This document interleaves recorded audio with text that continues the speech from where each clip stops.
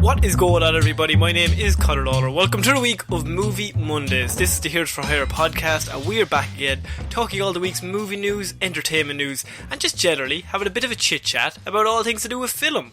As always, I am joined by my partner in crime, Mr. Shaun Bean. Shaun, how's it going? Conor. Yes. You ask me this every week. Yes, I do. And I'll be honest, I've not thought of a suitable answer. You'd think you'd be starting doing drafts. Just like, well, also, you could just react normally, and I say, how are you? And you say, grand, and then we move on with our lives. See, but then you're you've thrown turned this for a into loop. a bit. You've set this up the standards too high, because you had so many good bits. That's true. All of my bits were increasingly good up until I stopped doing them for whatever reason.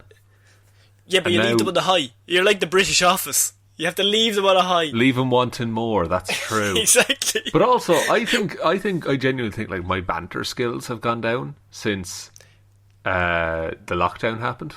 And they were already pretty low. They were shit, man. Yeah, I couldn't talk to you for more than a minute when I wanted to rip my own hair out. There's video evidence, not video evidence, but audio evidence, I suppose. But yeah, I think that's a natural thing that everyone's kind of stuck inside. So, and you also talk to less people, especially at the start. I found that. Yeah, oh yeah, absolutely. Yeah, When it all kicked off.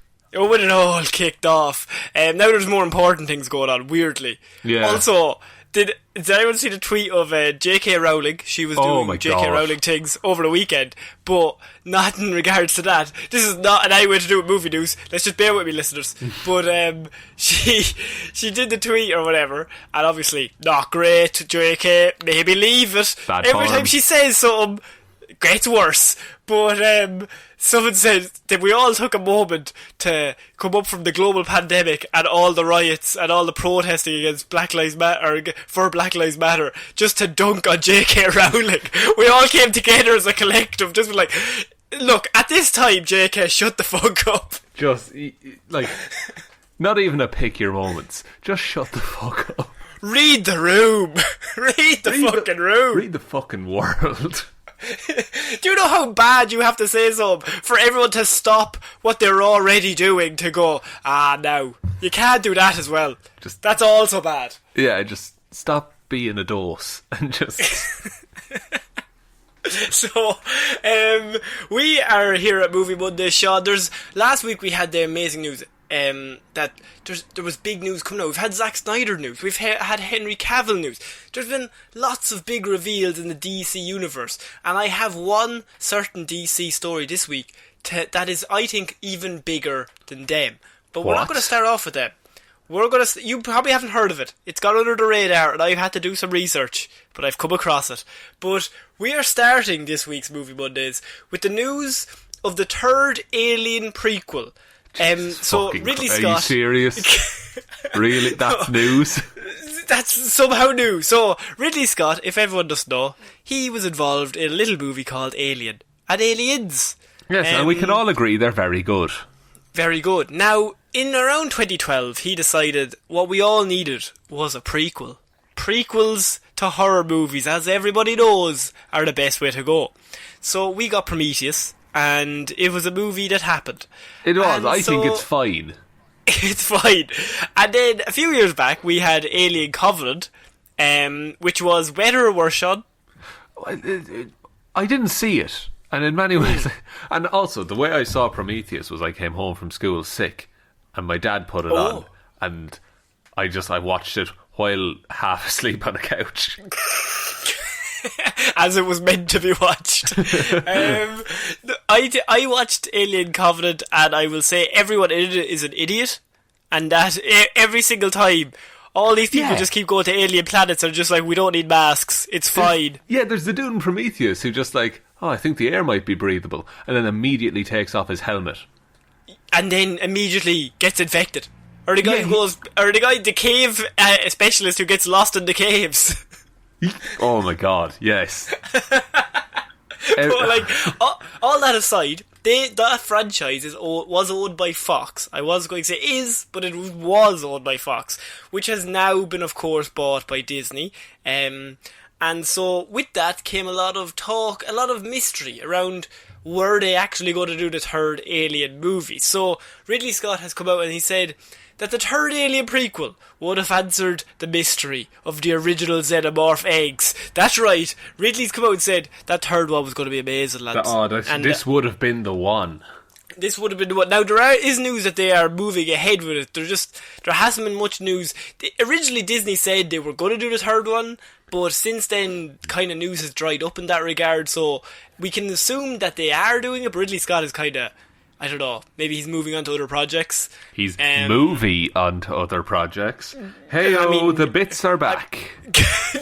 Put them back up, put them away again. But, please. But, no, Ridley Scott has said, like, he wants to do the third one, but they haven't really announced anything in regards to production. But now he's come out and he's saying this third one that they have announced that they are doing is going to answer the mystery around the original xenomorph eggs. Everything to do with that. What's going on with that guy from X-Men? Who's that guy? I don't know. What's the benefit of telling that story? Because does it matter? Well, you've already done two of them. This one is going to be set between Alien Covenant and the first Alien. Yeah, so it bridges that gap that was unexplored for so many years. Yeah. But which I can only assume is like, what, 10 years now? 10, 20, they answered the question of the big alien in the chair that they found, but it don't, it's all just sly nods and winks to better films. It is, yes. So, Fassbender is the best part of those movies. Fassbender's the best part of most movies he's in. That's true. That is true. I shouldn't have said those movies. But don't limit Michael. Fassbender... don't you limit Michael. But Fassbender is really good in those movies, and he plays the android David. That character is really good, and he's probably the most interesting part of those movies, but everything surrounding him is just not as good as the originals, which, what is the point of a prequel if you're not going to improve what you've already done? It's name recognition is the answer. But I get what you're saying, is that it should add to the world in some fucking way, and not just, this is where this came from. Isn't that neat? Now, in Covenant, it confirmed that David developed the xenomorphs, so he was the creator of the alien, technically. Okay, but how does I don't think there's any mystery. There's mysteries, but I don't think the mysteries change what we've already seen in all of the pre-existing films. Now, you say that, but I have an actual interview with Ridley Scott, who he disagrees, Sean. Well, he knows nothing about filmmaking. Me and you, we're the next big things. We're the next Ridley Scotts, because we know nothing. So Ridley Scott says, I still think there's a lot of mileage in Alien. Oh, Jesus, Ridley. No, don't Ridley. James Cameron this. Ridley. But I think you'll have to now re-evolve. Oh yeah, re-evolve. We're all about evolution. What I always thought when I was making the first one was, why would a creature like this be made, and why was it travelling? And what I always thought was a kind of warcraft, which was carrying a cargo of those eggs. What was the purpose of the vehicle, and what was the purpose of the eggs? That's the thing to question. Who, why, and for what purpose? For what purpose is the next idea, I think. So he said this movie will finally answer all those questions that are lingering from the Alien movie that you didn't have, and also from Alien Covenant the Prometheus that they just made up. What if... Oh, Conor, I've had a terrible thought. Yes. What if Disney is going to build towards, the new Alien versus Predator? I somehow, I knew you were going there, and I was like, no, don't do it. Because... we got asked in a Q&A one time, what is the worst film you've watched all the way through? And I forgot to mention The Predator. Yes, that is true. The Predator from 2018 or 2019? 2018, I want to say. Okay. But I have a terrible feeling that they're going to try and be like, here's the next Alien versus Predator. And it's the Alien versus the Predator.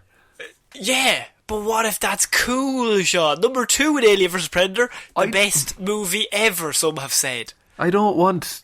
Is it Boyd Holbrook? I don't want him I hope it is. fighting Michael Fassbender's head in a bag.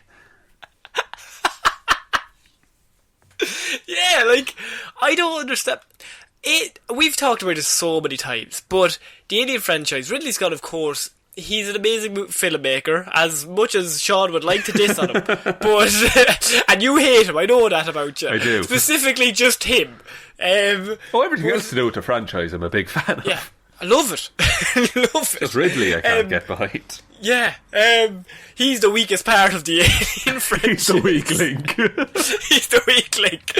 But, like, he, of course, is an amazing filmmaker, but this is clearly just one of the worst tropes that Hollywood always does. You make the monster, and then you have to tell us how the monster was made, ultimately making the monster less scary and more sympathetic sometimes. I don't think you can make the alien sympathetic, but in the general broad sense, if you have, I don't know, mass murder, then you show how he was grown up and, oh god, his parents beat him.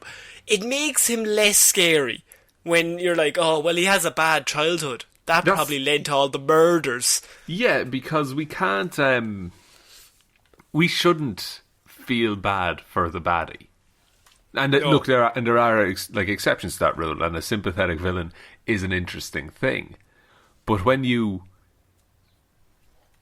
Why do you... Not in a horror, though. Not in a horror, no. That's why... A Quiet Place, for example. That film is terrifying because they never explain anything about... And Alien is terrifying because they never explain anything. If you just watch Alien and Aliens and you're just like, what the fuck is going on? Yeah, like the elevator pitch for Aliens was Jaws in space. And when you break it down to that, that's all you need for that to be successful. Because that takes Jaws up another level. Because, like, as weird as it is, we're aware of sharks. We're aware that sharks are evil. But you then raise the stakes because the monster, we're afraid of sharks, but you raise the stakes as the monster is something we don't even fucking know. So, they could have powers we've never even thought of. Exactly. Like, if you asked anyone on Earth, would you rather fight a shark or an alien? I think alien, most people... every day. I knew you'd do it. But the shark, like, you have the shark, you have some semblance of what a shark can do. Breathe underwater, probably not breathe too well in the air, that kind of stuff. I'll fight a shark, but I get to pick, like, the fighting grounds. Yeah, but you also pick water just accidentally. Fuck. What are the choices? Oh, fuck. There's like desert, and then there's just the Atlantic Ocean. Fuck. Oh, this is a tough one. There's desert, regular room with spikes under the shark, or ocean. You know what? I'm feeling confident. I think. Did someone say ocean? Did someone say I was a good swimmer when I was 10? Well, I'll fucking see about that. I fucking got my cheese string swimming badge. Yeah. Oh, man. But yeah, like, I just wanted to bring this up because there is news that they are still planning a third one of this Alien franchise. But I just wanted to ask you, does anyone care anymore? Did anyone care about Prometheus? I think Prometheus probably got away with that it was interesting and new. And also they kind of said, oh, this will answer all your questions. But then it just ended with made more questions. You can watch Prometheus without knowing anything about the Alien franchise, though. And it's just still a grand movie. Actually, it would probably be better if you didn't know about Alien. Yeah, if it was... Yeah. Maybe this will be the one where you watch these films in, like, chronological order. And that makes them amazing. Maybe this is the series to do it. I don't know. You didn't see Covenant. I did not see Covenant. Everybody has to just be an idiot for this to work. The plot requires them to be dumb. Yeah, like everybody has to take their masks off. Everybody has to land on, like, the fact that they land on the planet and David's like, oh, you can definitely breathe. They say, like, it's oxygen, like. But that doesn't mean there's not toxins in the air. That doesn't mean there's or not. like There's toxins in spores. our air now, and like say your nose hair, that's like protecting you from certain toxins or whatever. But you go to another planet, there could be fucking anything in the air. That's the thing, and if like even if it's breathable, for how long? Yeah. Like, oh man, I don't know. It's bafflingly like they have mastered space travel. Those people. Yeah, but no, and they're all doctors. And the cave expert, let me say, got lost in the caves. He's also, he doesn't do the maps. He does maps of the caves. And then he has gets lost. these weird drone things that like scan a cave. Like, scan it to like such a precise degree that they have a full 3D render of it. And but he just knows lefts and his rights. He's just, and he looks into like a space worm. Ooh, what's this? What's going on I'm staying on the fucking ship. I am staying on the ship at all times. It's the dumbest thing. Okay, so we're gonna move on. Just so you know, there might be a third Alien prequel. We're all very excited about it. But my next piece of news, Sean, is my big DC news, and I was debating whether to end the episode with this because it is massive, and I don't want to overstay it, but it's the biggest piece of movie news I've ever seen in my life. Holy God. Yeah. All I'm going to say is there's been a lot of cuts. There's been a lot of release the Snyder cut. There's been a lot of, what about Suicide Squad? That has a lot of different cuts. It does indeed. Well, it does indeed. But there's one character we don't normally get an extra cut of. Well, Slipknot actor teases cool deleted backstory in David Ayer's Suicide Squad cut. Holy fuck, we joked about this. Yes! It's gonna be the Slipknot cut! Fucking hell yeah! Give me the Slipknot cut right now. Oh man! So actor Adam Beach has come out to say that there is a cool deleted backstory for his character Slipknot in the 2016 movie Suicide Squad. Sean, we thought we'd seen everything that Adam Beach had given us as this absolutely, I mean, idyllic character. He's just a godsend, really, when you think of it. He's a gift. He's a gift to the world, this character. I mean, he pops on screen, he punches that woman, then he gets his head blown off. It's a cameo for the ages. It really should have been called Slipknot and the rest of the Suicide Squad. Yes, because he was unfortunately hoodwinked by known bastard Captain Boomerang. The total emancipation of one Slipknot. If there's some way that Slipknot can return in the Suicide Squad, that would be amazing. So David Ayer came out last week and he was like, there is a director's cut, because of course there was a lot of editing problems with Suicide Squad. They had like 10 different edits of the movie, but because of the Zack Snyder news, he has kind of had to come out and say there is a cut from the David Ayer's point of view that it does exist. And then somebody asked Adam Beach, but Adam, what about Slipknot? Like, where's he at? Do you grow as a character in this movie? Do you climb any mountains? Yeah. And remember, Slipknot's power, everyone remember, is the ability to climb anything. Climb anything. Climb anything. Anything. Think of a thing, he can climb it. It could be anything. It could be a building. It could be a man. It could be a dog. He'll climb it. Oh, he'll fucking climb a dog. Adam Beach will climb a dog all day. But Beach chimed in and said this amazing tweet. There was an opening sequence of how I got caught for the Suicide Squad program.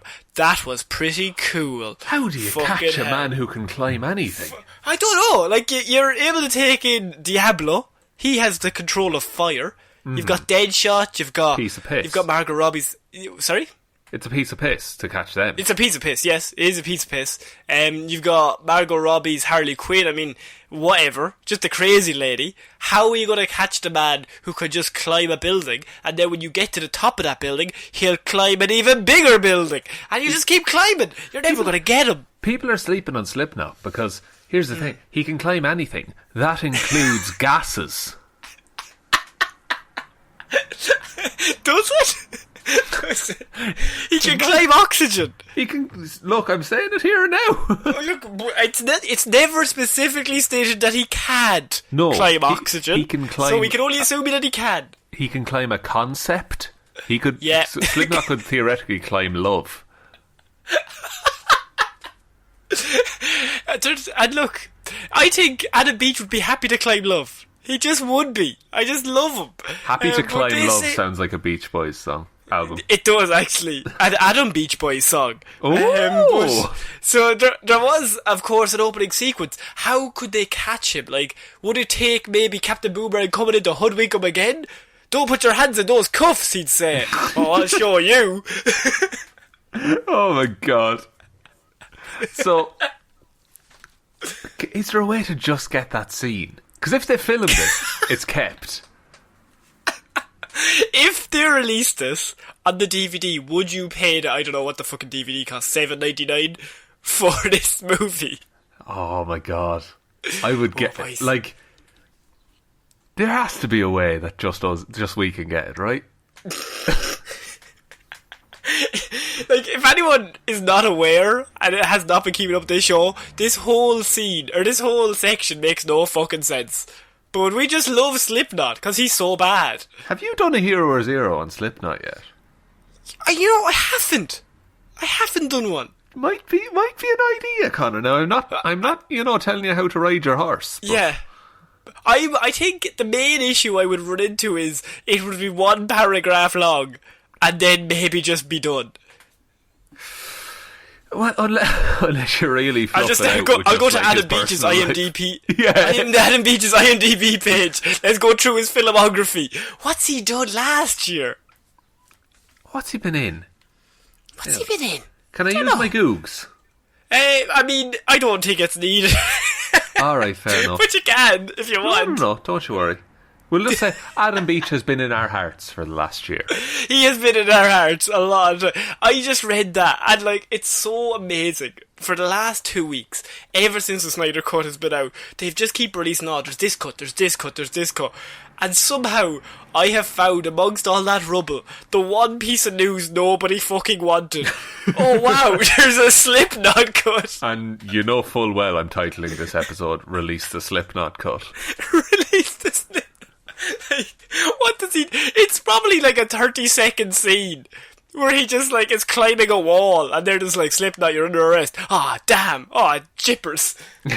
And there's also a deleted after credits scene where like his hand comes up from the rubble of the city at the end. He's alive again. You can't get rid of him. He climbed out of hell, Connor. Originally... He can climb a concept. He climbed over death. He climbed over. Just climbed over him. He couldn't catch him. Can't catch a man that can climb anything. Death's chasing after him. The Grim Reaper's like, no, sir. I'll climb you all day. Oh, lads. I just think there should be a part 2 to Suicide Squad, very similar to Justice League, where the Flash has to run really fast and electrocute a box to bring this man back to life. I think surely the Flash has time to do that.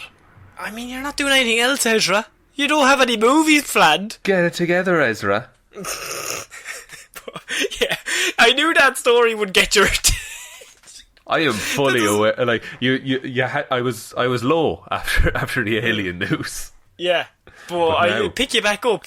I feel like I've just climbed excitement. Oh, well, I have a man that would actually rival Slipknot for his climbing abilities, or his ability to feel no fear. Shut your fucking mouth. The news a few weeks ago was that Tom Cruise was going to be in an outer space shot movie. Sean, am I correct? Yes, he was going to film a movie on the International Space Station. He was, and Tom Cruise is mad enough to just film it up in space.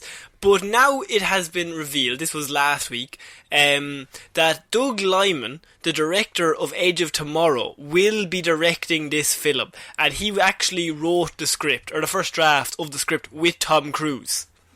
Okay. Now, Edge of Tomorrow, very good movie. Very good movie. I really like Edge of Tomorrow. Yes. Is it... And so... Who's the villain in this new movie? Space. Is this an Edge of Tomorrow sequel? No, it's a whole new thing. Interesting. This is with Tom Cruise, Doug Liman, the director, Elon Musk, and NASA. That's your foursome. That's a... Oh my god, that's a meeting of the minds right there. You can't put Tom Cruise and Elon Musk in the same room. I was about to say, imagine the meetings. Just the two of them are just never blinking, just staring at each other. It's fucking... Oh my god, we're going to be able to power the world off of the egos alone. I mean, it's going to be amazing. Doug Liman says that him and Cruise not only came up with the idea, but they hatched the whole thing together, which meant that Liman wrote the first draft of the screenplay and is producing it along with Cruise. Okay, but that also means that Lyman, had an idea and was like, let's tell a story about an independent bakery. And Tom Cruise was like, and we'll do it in space. Yeah, that's his idea for everything. He's been pitching it for decades. What if we just did another Mission Impossible in space? No, on the fucking ground, Tom. So Tom, the closest you're getting is a plane. We want you to be in The Mummy. In space. Am I in space? Well, I mean... Oh, it's ancient Egypt. Yeah, you'll go on a plane to Egypt if you want. No, you're that's big not in close planes enough. lately. Apparently, Doug Liman is also a pilot, and him and Cruise have bonded since Edge of Tomorrow about the fact that two of them are pilots. They're both hot rods. They're both, boys, other things to do with piloting. Goose. They're both goose. They're both goose. They're both mavericks. They're both mavericks. Although it's quite a rigorous process to become a pilot, I feel. Oh, absolutely. And Tom Cruise is willing to go through all rigorous process. He loves paperwork.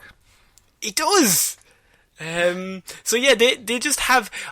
This movie is slowly being revealed in terms of information, but first, Tom Cruise in space, mental idea. We know he's probably going to try and kill himself, but you bring Doug Liman on, who has controlled the cruise ship before, and so maybe he has a bit of sway with him. That's how you know, or does he just let him loose? See, in Edge of Tomorrow, I don't think he let him loose that much. I think in the first act of Edge of Tomorrow, I think that's entirely Tom Cruise. There wasn't even a script. No, and then in later acts when he starts learning lessons on how to be nice, then he starts acting. Right. So you're saying that maybe Tom will be let off a leash, but you can't let a man off a leash in space. He's just going to float away. No, nice. You can't. Here's the thing: if it's in space, there has to be a bit where he's out in space, right? Oh yeah. Tom Cruise isn't going to go to space and not do a spacewalk. Absolutely not. He did Mission Impossible, was it 6? They did the scene in the plane, and they all had to go to the anti-gravity chamber thing. Yeah. That scene, there's about 4 shots of them floating in the air. They spent the whole day. It was a whole DVD extra of them going to the gravity chamber. It's is he going to improv in the ISS? And he just fucking takes it out of orbit because that's what the character would do. Just let him go. And people are people at the ground are just like, what the fuck is happening in the spaceship? Doug Liman's just nodding his head approving. Just let him happen. Let it happen. Punch in. Doug's like, I'm so proud of you. Let's go fucking more mental. Oh man. Now, that's fucking crazy. I love it. Do you also think that James Cameron will be mad and will want to do a movie in his submarine, so he'll get further and further away from each other? I think Tom Cruise goes higher, James Cameron goes lower. That's true, but the thing about the ocean, there's a maximum depth there. So James Cameron doesn't feel gravity. That's true, or pressure, because he just hangs out under the ocean the whole time. Yeah. He's just swimming around. I think he's like, damn it, I wish I could breathe underwater. I think James Cameron is going to invest a load of money into a movie where a man drills from the bottom of the ocean to the centre of the earth. Oh, for the sole purpose of then he will have access to that tunnel. To do what? Just hang out? Just whenever he wants. There's no one around. Just to have it. Sometimes you just need something to have it. Just because you can. Yeah. But something else, Sean, that we shouldn't have just because we can is the New Mutants director has come out, Sean, and he has made some more things. Josh Boone. He's the director of the New Mutants movie, and he says that he still thinks that a trilogy of New Mutants movies is still possible. Yes, we're not dead yet, Sean. Ah, yes, known funny man Josh Boone has come out once again. He is the funniest man in Hollywood, it has been said. I mean, for a trilogy to be made, this has to be at least better than, I would say, an Ant-Man movie. I mean, Ant-Man is MCU though, so like, even their bad movies are still grand, I suppose. Not in like that they're all amazing, like Thor: The Dark World's absolutely fucking shit.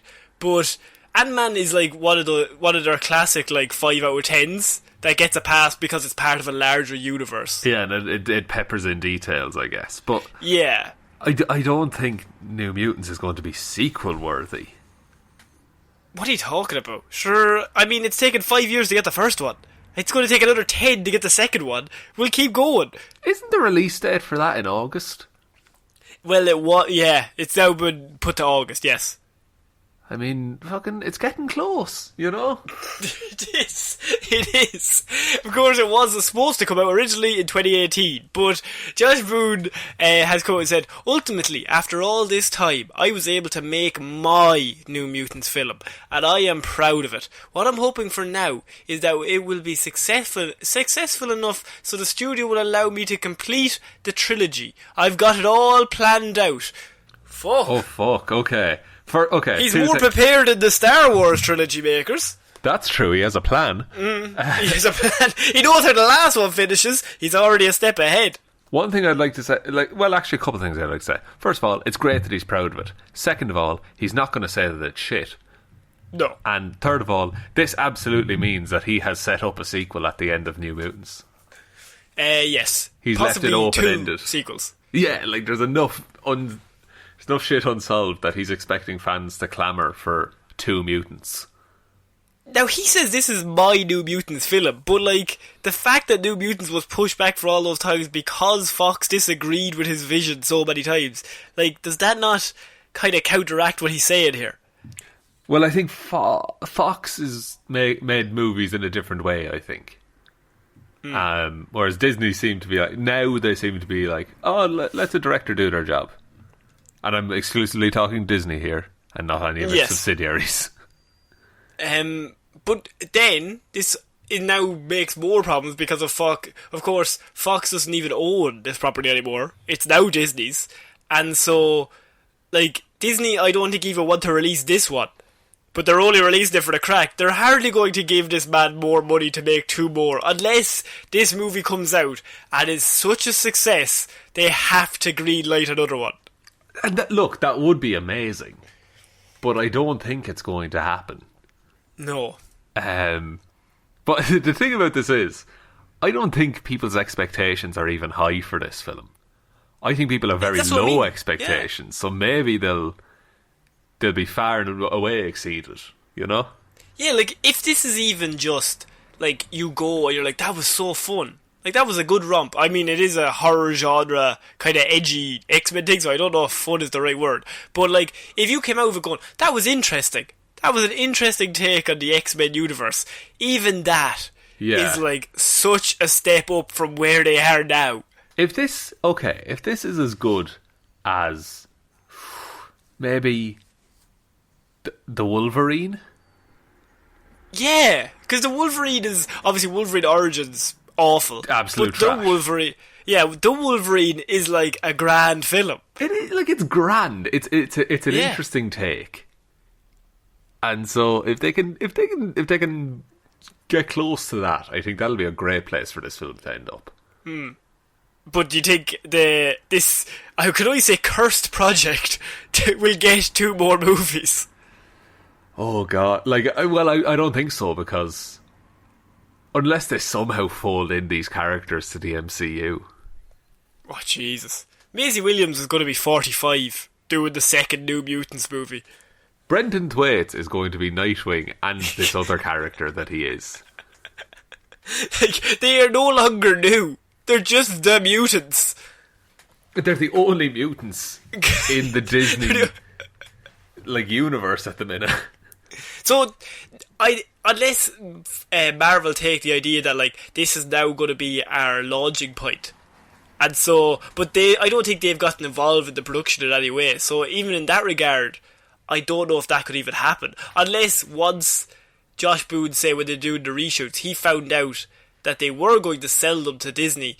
And he's like, okay, well, they're going to have to relaunch the mutants. I'm going to have to do everything. Even just a line here. Oh, there's a school from some guy called Charles Xavier.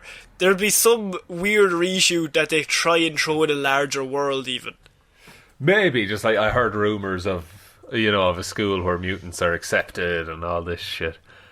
And all this That's nonsense. a direct quote from Maisie Williams. Is that a direct quote from her? Jeez. In the film, yeah, I've actually seen a preview. And she's looking directly at camera. Straight down the barrel. That's... I don't think they'd use this as the launching off point. I think when they do it, they're going to try and set it up their way. Yeah. No, I think so too. Okay, we're going to move on to another movie that everyone's very excited about, Sean. Godzilla versus Kong. The synopsis has come out. So the possible synopsis, I should say. Sorry, the synopsis of that is the title. Yeah, surely. It's going to involve... Oh, fuck. Who's in this? Who's in this? It's like someone's like Batman versus Superman. What's it about? Yeah, what's it happening here? Well, it's Lex Luthor doing a Max Landis impression. It's a whole thing. So, a new possible plot synopsis for Godzilla vs. Kong has surfaced, and it teases a showdown between the two for the title of the new King of the Monsters, which is pretty obvious. It is, yes, but also, isn't the title of the Godzilla movie Godzilla King of the Monsters? It is, yeah. It is. Right, so grand. Good to know. Glad we got that sorted. I think you'll really like a word that I use in this paragraph, and I think people will know when it comes up. So I'm just going to read the first two lines here. A possible Godzilla vs. Kong synopsis has surfaced, teasing a battle, deciding who takes the crown as King of the Monsters. The upcoming Monsterverse installment is one of the more highly anticipated... I knew it was good. What word caught your attention there? Installment or upcoming? Preceded by the word monster. Yeah, right. Monsterverse. Monsterverse. Is that what they're calling it? I think that's what they're calling it, but surely there's only two. So, are you not out of monsters? You have Godzilla. You have Kong. Yeah. You have... Did we see Mothra? Yeah, but Mothra's... I count Mothra as part of the Godzilla lore.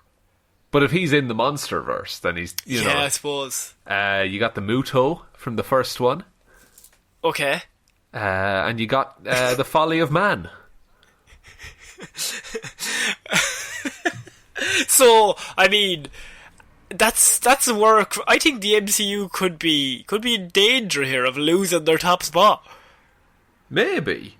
I don't think so. I mean, there's Ghidorah, King. Oh yeah, sorry, Ghidorah. There are many monsters in popular culture with King in the name.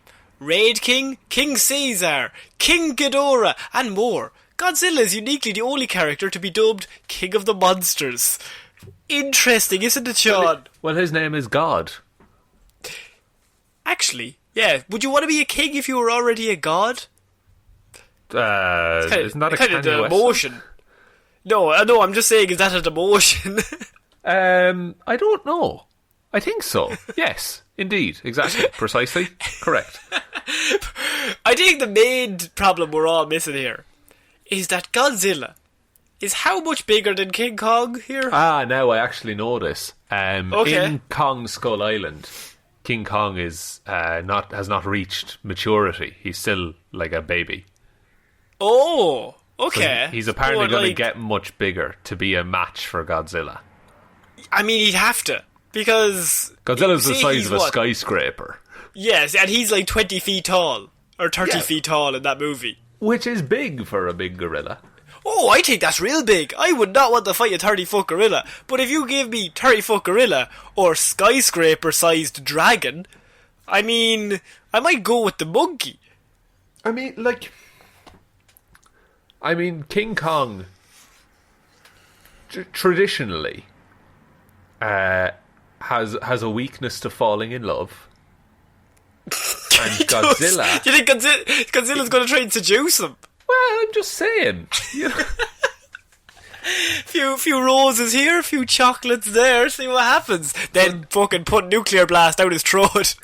Did you... Also, I don't think they use the nuclear blast nearly as often as they should. No, if you have that, step one, Godzilla. I don't want to tell you how to fight, but step one, you're using the nuclear blast. And have you seen Kong Skull Island? I have seen it years ago. When did that come out? 2008? It was never 2008, was it? It came out after Godzilla. Godzilla. Oh yeah. Was it 2013, 2014? No, it's not. You can do your googs. Okay. Do your one googs This to is let the us know, one. because I think it's before that.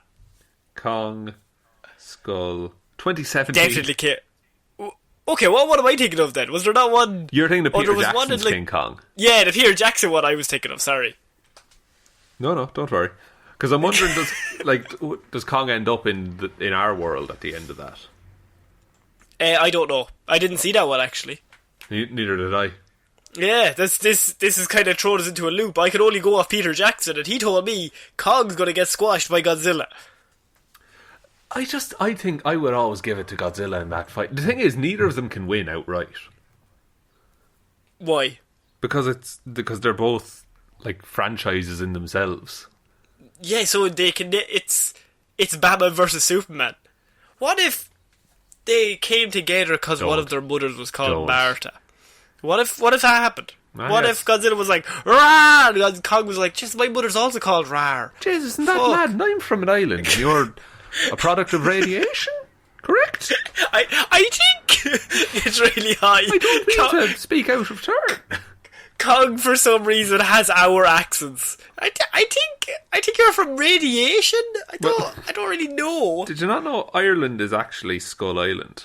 Oh fuck! Is it? It is, yeah. We're all giants, Connor. I have a skull. You have a skull. Oh Allegedly. fuck! The conspiracy goes deeper. It's the government. It's the government full of skulls. Yeah, so King Kong versus Godzilla, the synopsis is that one of them is going to be crowned king of the monsters. Also, there's an underlying storyline there that all life could be wiped out for some reason, but they haven't revealed how. I can only assume by them fighting. I think humans are destroying the planet. Oh, actually, that's a good point. That is a good point. And, I mean, we're all turning on each other. Fucking be more like King Kong and Godzilla. Actually, no, wait. No, that's worse. Level the city.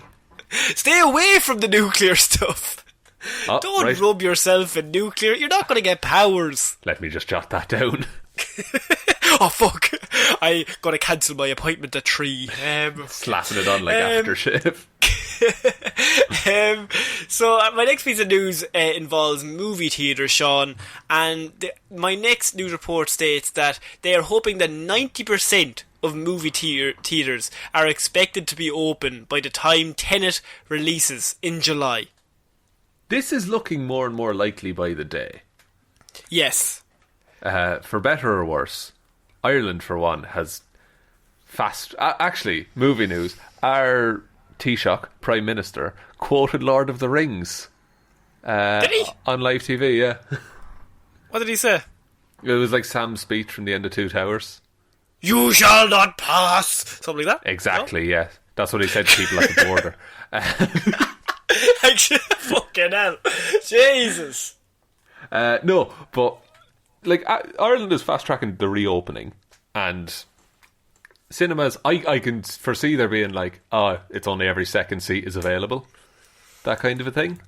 But I don't think they'll do that. I think they're going to lose out a lot of money if they do that. And people like money, especially big companies. That's true. Now, unless, see, the counterpoint to that is there's not as many movies out. So they could potentially double the screens that it's showing in. Oh, that's a good point. Yeah. Because Tenet would be the only tentpole movie or massive summer blockbuster that is coming out. I think so. I think it's... Because Tenet's coming out in July. A lot of stuff has been pushed to August. Like, I think Black Widow is August now. Yeah, I think they're all between August and December. Basically, everything's been pushed back to the last 4 months of the year. So our top 10 for the year is going to be real recent. We're just going to have to go to the cinema every week. Oh, God. That won't be so bad. But I wanted to say to you, in regards to this, obviously there's a whole pandemic going on and everyone knows about what? This, and they are shut up. But they're slowly releasing, like, the restrictions. But if they said to you that the cinema is fine, the cinema's open, Tenet is out, will you go see it? Because I know you like movies, Sean. I think movies. July is... It's a pretty bit soon. I see...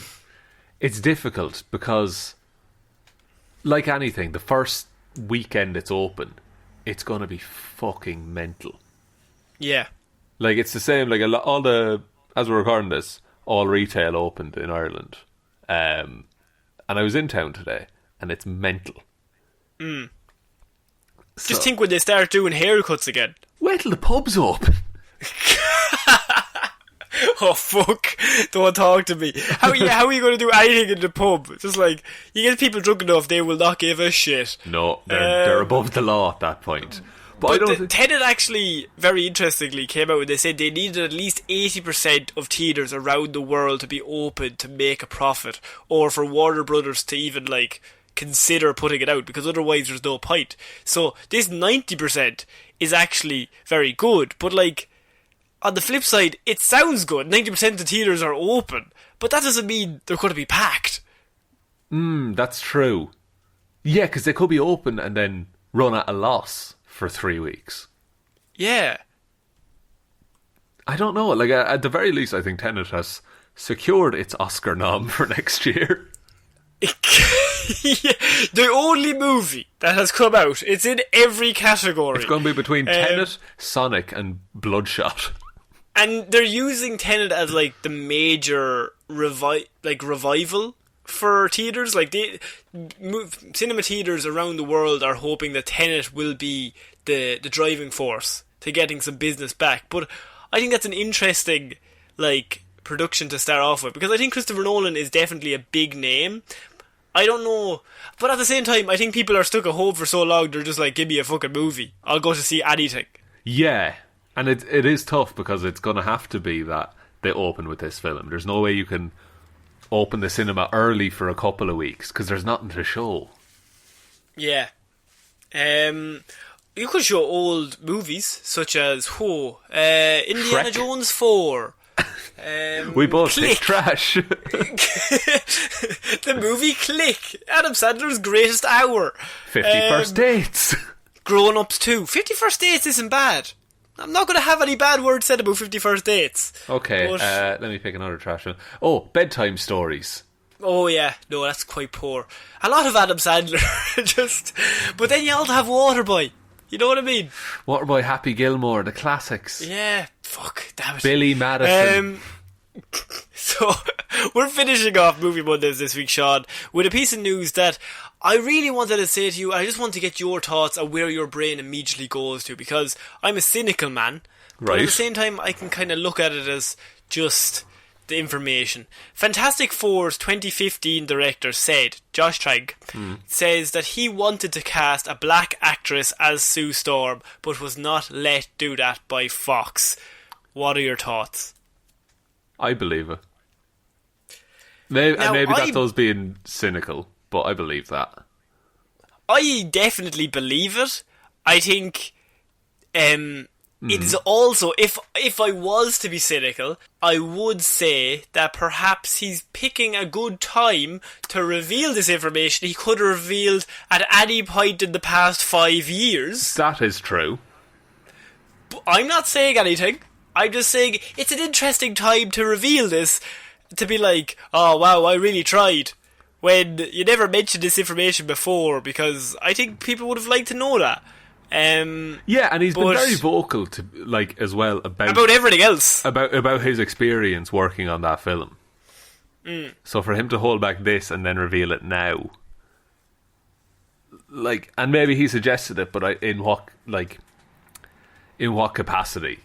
Like, at what point in the production process? Was it pre-casting, or was it an idle idea he threw around? So, this was an interview with him. He did an interview with Geeks of Colour. He was asked if he ever considered casting a black actress as Sue Storm, because of course Michael B. Jordan was playing Johnny Storm, and they are brother and sister. And in the movie, they revealed that, like, oh, Sue's adopted. And so he was just asked that, and he said that there were a lot of controversial conversations that were had behind the scenes on that. I was mostly interested in a black Sue Storm and a black Johnny Storm and a black Franklin Storm. But I also, when you're dealing with a studio on a massive movie like that, everybody wants to keep an open mind to who the big stars are going to be. Like, well, maybe it will be Margot Robbie or something like that. But when it comes out to it, I had a lot of pretty heavy pushback on casting a black woman in that role. But what he has then come out to say is that they said, well, Kate Mara is like a big name. Like, I don't think there's any big name actresses or black actresses that are on the same level of Kate Mara. And I read that, I was like, right. Interesting thoughts. Because I think Kate Mara is a fine actress, but I'm not saying she's on the same level of Tom Hanks, let's say. Yeah. Like, and look, and let's not turn this into, you know, critiquing everyone's work. No. But I like. No, I mean just in terms of star power, not in terms of talent. Yeah, of course, yeah. Yeah, obviously Tom Hanks is the greatest actor of all time, so that was a tough comparison to make. Yeah, and it, like, with that kind of casting decision, if they're the right person for the role, it doesn't matter.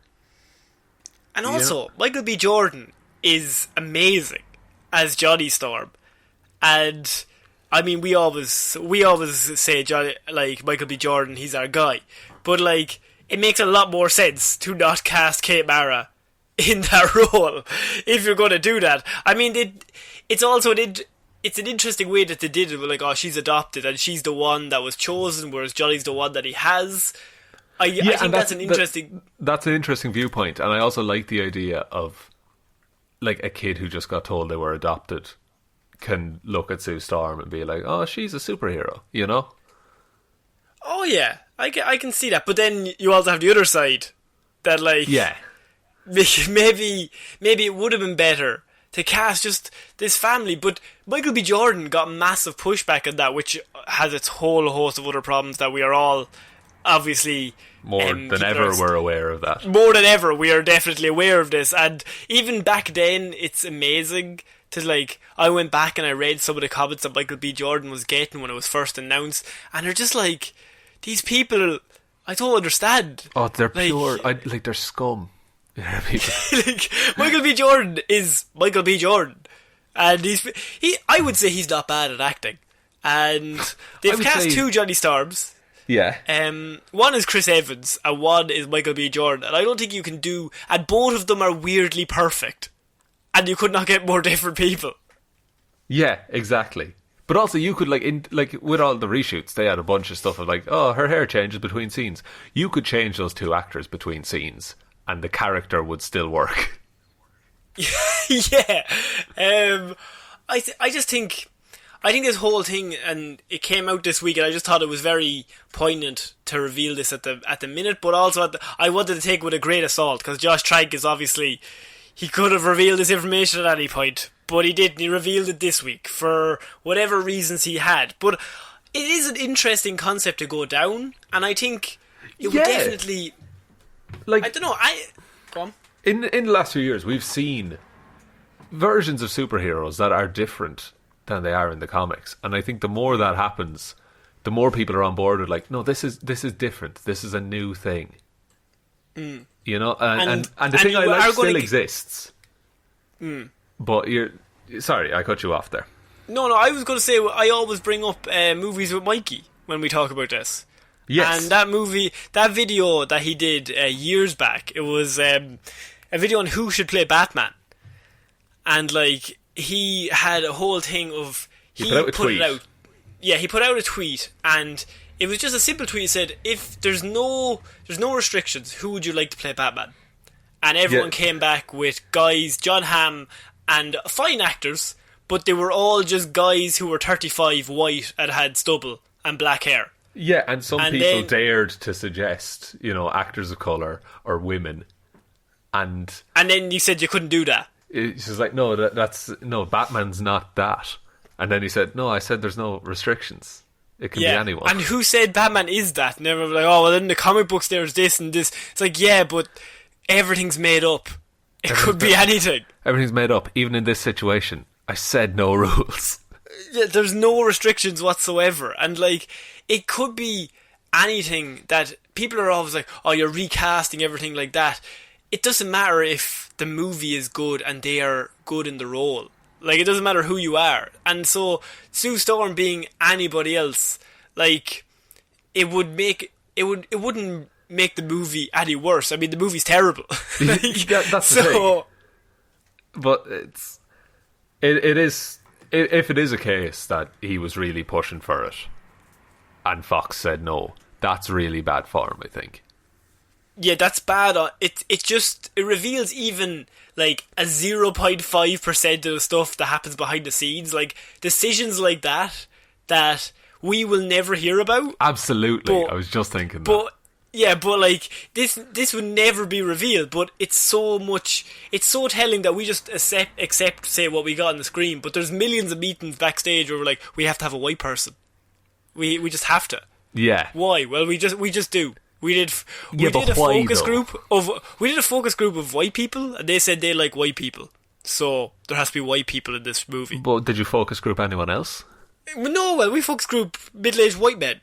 And they told me they liked middle-aged white men on the screen, so bang, middle-aged white men. Don't you think your data might be slightly swayed by some of the things that you've done? A middle-aged white man, I think I've nailed it. I think I've gone around the houses, and I've gotten opinions from everyone. My friend Tom, my friend Bill, they have different and similar opinions. Tom and Bill, you say?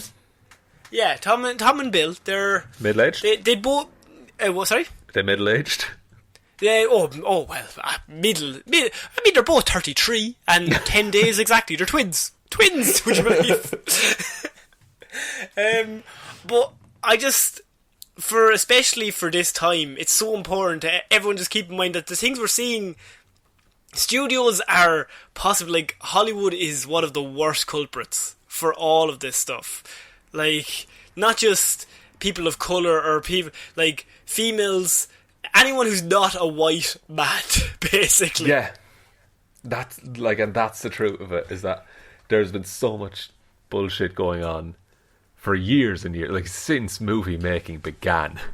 Because it was ran by white dudes. Exactly.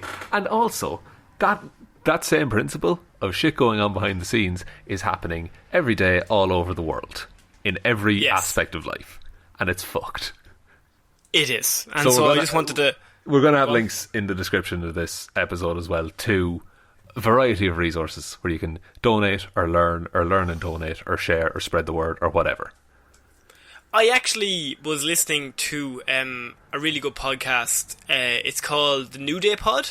Yeah. And it's from please bear with me people, but it's 3 professional wrestlers. And right. it's just them talking about, normally it's them just having interviews with people, but this week they literally just did one with them talking about their experiences. They're very intelligent, they're very articulate, they're very, what the best part is, like, they're very just like from the heart. They'll just tell you what they feel. And the best part is they're three black men who are amazing superstars, but they're like, they just tell it from their point of view. And I was listening to it and I was just like, this is so much more, this is giving me so much more, I don't know, insight, because I'm, of course, me and you, we're pasty fucking dudes in our 20s. Like, we don't fucking know. And so all we can do is listen. Listen and learn is the best way to hand. And help wherever you can, and call it out when you see it. Exactly. And so, Sean, I think that's it for this week's Movie Mondays. That is it for another wild week of movie news. Yeah, everyone remembers Slipknot. Oh, if you can take two things away from this, Ridley Scott doesn't know how to make films, and Slipknot is the best. And obviously, like, racism is bad, Sean. What the fuck are we... Three things. How were they the first two? I thought the other one went without saying. I suppose, actually, no, you're right. Will I take us out, Connor? Yeah, please. Okay. Well, thank you, everyone. It was like you were cheating yourself up. Okay. You can right. do this, Sean. You, come on, Sean, you're the man. I am the man. Thank you. You are the man. Thank you everyone for listening to this episode of Movie Mondays. We'll be back on Wednesday with Weird News Wednesday, Friday with Hero or Zero, and next Monday with another episode of Movie Mondays. Big thank you to everyone who supports us over on Patreon. We have Alexander Williams, Ciara Lawler, David Clarke, Ed Ball, Joe Burney, Ray Ging, Roisin Hally and Ryan Evanson. Thank you all so much for your continued support. You're the nicest people on the planet. Yeah. Not you, Connor. Oh, sorry. Oh. Alright, that's fair enough, dickhead. All of our social links are in the description. There's a whole bunch of stuff linked down there. Go click on all of them that you want to. Yeah. And our email is heroeswriter_@outlook.com if you want to contact us in a very direct way. And what else? Oh, leave a like and review on iTunes. That would help make Apple like us, which in turn makes the world like us. That's how it works. If Apple like you, the world likes you. Tim Cook has a conversation with the world and says, "No, these lads, they're alright. These guys are cool. These guys are cool, guys. Back up." But the best way you can help support shows by telling one human being that we exist. Just the one. But other than that, I think we're done for the week. Yeah, I think we are. So, my name's Conor Lawler. My name's Sean Meehan. I will see you next week, guys. Bye. Bye.